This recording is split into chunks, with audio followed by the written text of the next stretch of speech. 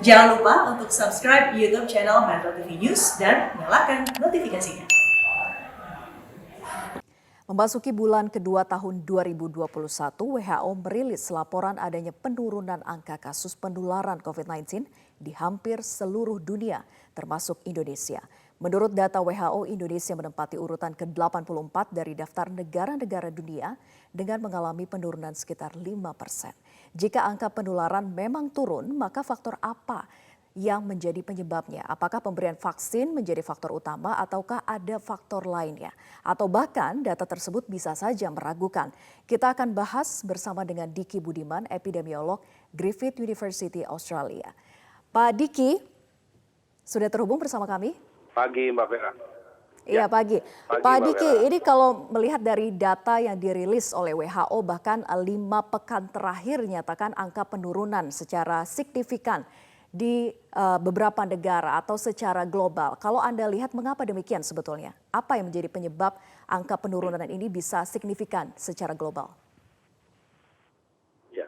Ya selalu satu hal yang harus diketahui bahwa setiap penurunan maupun kenaikan kasus baik global maupun nasional pasti adalah akibat dari beragam intervensi atau penyebab. Ini yang harus dipahami. Tidak ada sebab tunggal ya, tidak ada sebab tunggal.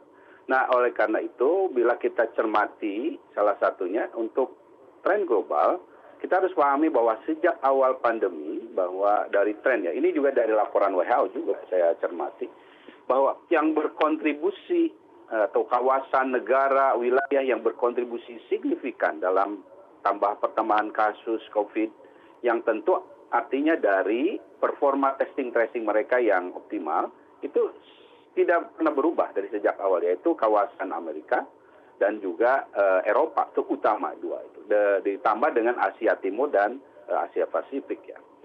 Tapi ada juga di sisi lain kawasan yang secara secara stabil dan juga konsisten tidak berkontribusi signifikan dalam kasus COVID global, yang artinya cakupan testing tracingnya tidak memadai. Dan itu ada di kawasan Mediterania dan East Asia, yang dimana Indonesia termasuk salah satunya di dalam situ. Jadi itu dari satu faktor. Sehingga ketika intervensi yang dilakukan di kawasan Amerika, terutama tadi Mbak Ferry juga sudah menyampaikan bahwa vaksinasi di Amerika luar biasa, salah satu yang terdepan saat ini, hampir 40%-an sudah tercapai. Nah itu tentu dengan kombinasi testing tracing mereka yang testingnya bisa satu jutaan sehari ya, 2 juta malah sehari testingnya.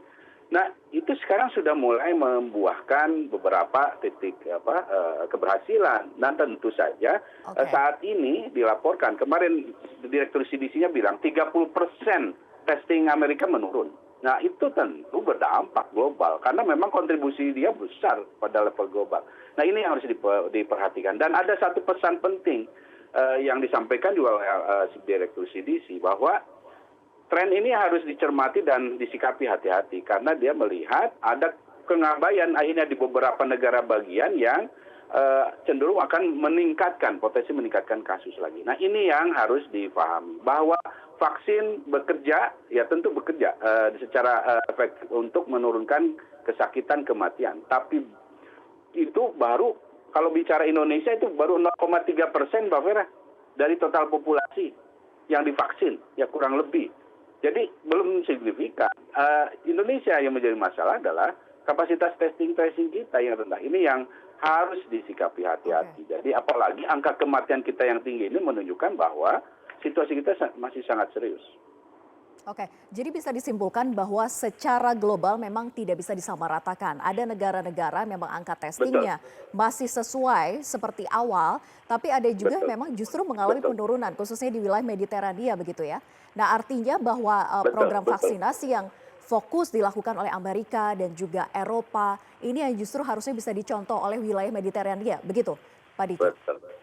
Betul sekali, termasuk wilayah kita, East Asia ini, betul sekali. Betul, bahwa ini fenomena ini harus dicermati kasus per kasus ya, terutama by nation ya, negara, setiap negara bagaimana performa mereka. Nah ini tentu jadi pelajaran, kita harus ambil pesan pentingnya adalah bahwa negara yang setia pada pendekatan epidemiologi yang basic ya, testing, tracing, isolasi, karantina, itu dikombinasikan dengan physical social distancing, kalau kita 5M misalnya, plus sekarang vaksinasi, itu efektif. Itu yang harus kita tiru, itu yang harus kita ambil pesan penting ini. Jadi kita bisa ke arah situ, dan bahwa WHO juga men-state wah ini bisa lebih cepat nih pandemi. Ya memang bisa, tapi ingat pandemi cepat selesai mungkin pada beberapa kawasan. Nah itu jangan sampai termasuk dalam golongan yang terakhir atau yang belakangan. Nah ini yang tentu harus kita upayakan dari saat ini. Oke, Pak Diki, artinya kuncinya adalah bagaimana percepatan vaksinasi agar herd immunity bukan hanya terjadi di sebuah negara, tapi secara global begitu ya? Ya, tapi 3T-nya, terutama 3T-nya dulu, Mbak Vera. Jadi testing, tracing ini sangat basic, sangat fundamental. Karena kalau vaksinasi, bicara kekebalan atau proteksi kelompok atau herd immunity, itu satu tujuan yang panjang sekali.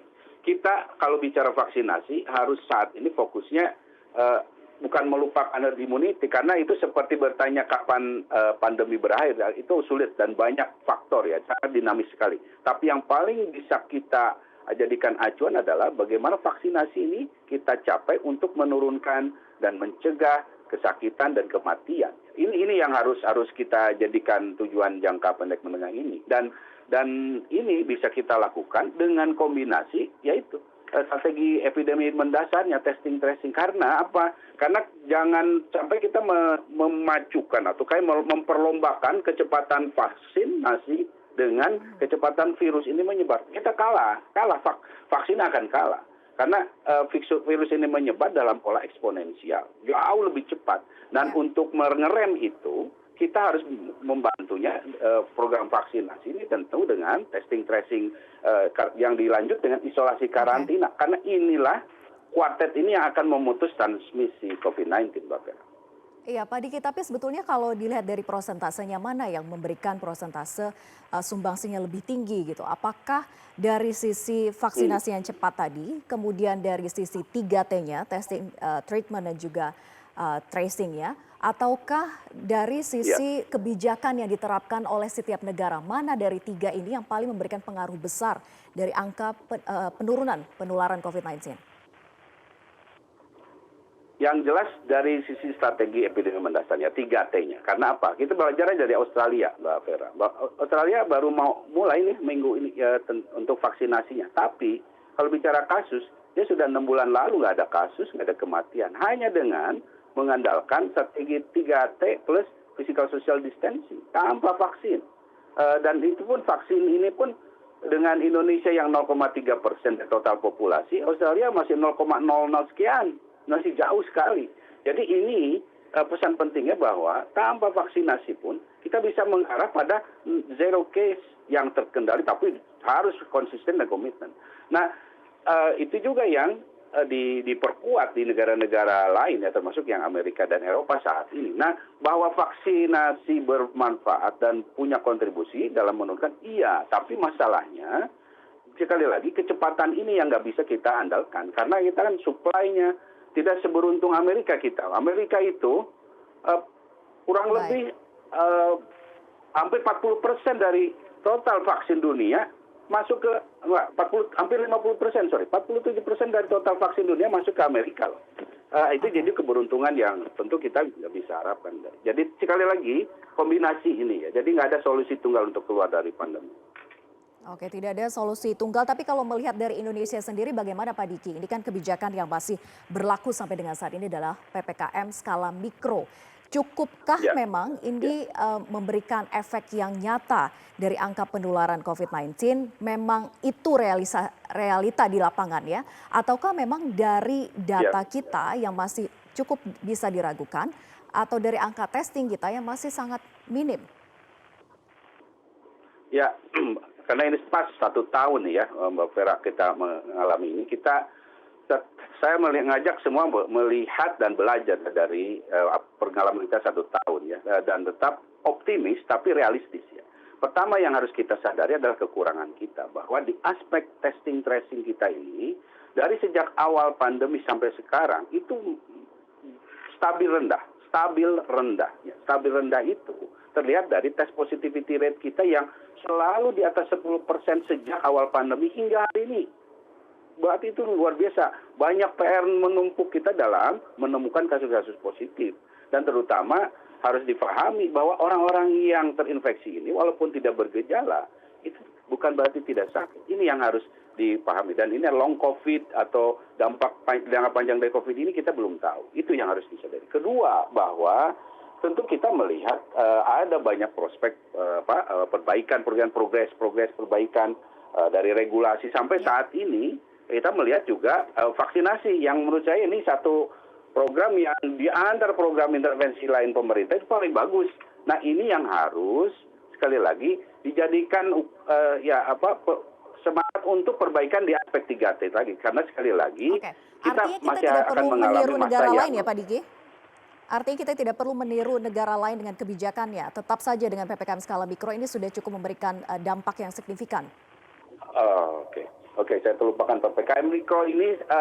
Saya mungkin karena ini sudah regulasi ya. Karena sekali lagi, oke lah PPKM mikro dilakukan, tapi syaratnya kita harus perkuat 3T-nya, 5M-nya. Ada apapun mau strategi pemerintahan namanya, kalau mau mikro mau makro, tapi kalau testing tracing isolasi karantinanya tidak diperkuat, ya sama saja. Itu sebetulnya intinya. Dan juga 5M-nya. Ini yang harus kita lakukan. Ini ya saya kira apapun pilihan pemerintah melakukan ini, mohon bisa menerapkan strategi dari yang sangat prinsip 3T, 5M, dan tambah sekarang vaksinasi. Itu kuncinya. Baik, kuncinya memang bukan dari sisi kebijakannya, apapun itu namanya, kembali lagi bagaimana menerapkan 3T dan juga 5M begitu ya. Ini yang tidak bisa terhindarkan, kombinasi yang baik juga bersama dengan program vaksinasi. Terima kasih Pak Diki Budiman sudah bergabung bersama kami di Metro Pagi Prime Time.